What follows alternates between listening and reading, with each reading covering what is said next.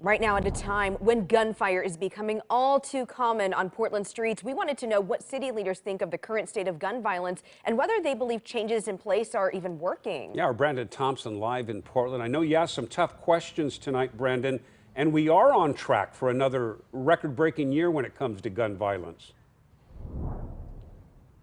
And another shooting last night here behind Roosevelt High School is adding to that. And the answer city leaders gave me today is just more money. They spent $6 million in April of 2021. That went to park rangers, as well as funding nonprofits who work with the Community Safety Division. And I spoke with Commissioner Mingus Maps, and he says that he wants to build more into fostering communities in the neighborhoods around Portland and also building a stronger police force in all corners. Unfortunately, gun violence and vandalism touches every corner of the city right now. From the known areas like Old Town, Chinatown, and Hazelwood to the less common areas like near Portland State University and Roosevelt High. There are far too many guns out there in the community right now. Through February, Portland Police reports the number of shootings in the city this year is already outpacing the record year of 2021 and 4 times higher than the same time in 2019. That's similar to the number of homicides in the city in the same time frame.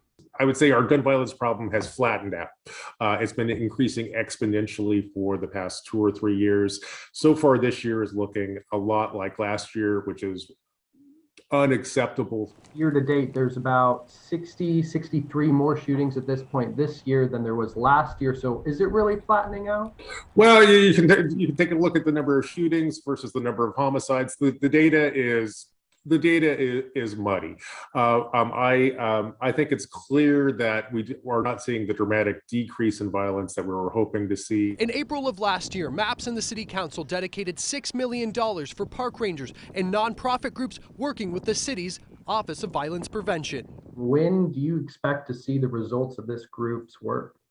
Well, I think we see the results of this group's work every day. They've, I think, increased the number of arrests that we've made. So this is very encouraging. Maps set a goal to decrease the city's gun violence by 20% in 2022. He still thinks that's possible and says he plans to propose spending more money on a larger police force in this year's budget and continuing to fund building communities. I believe that if we focus in on building community and getting the public safety and community building resources that we need out in East Portland, we can actually bend these numbers.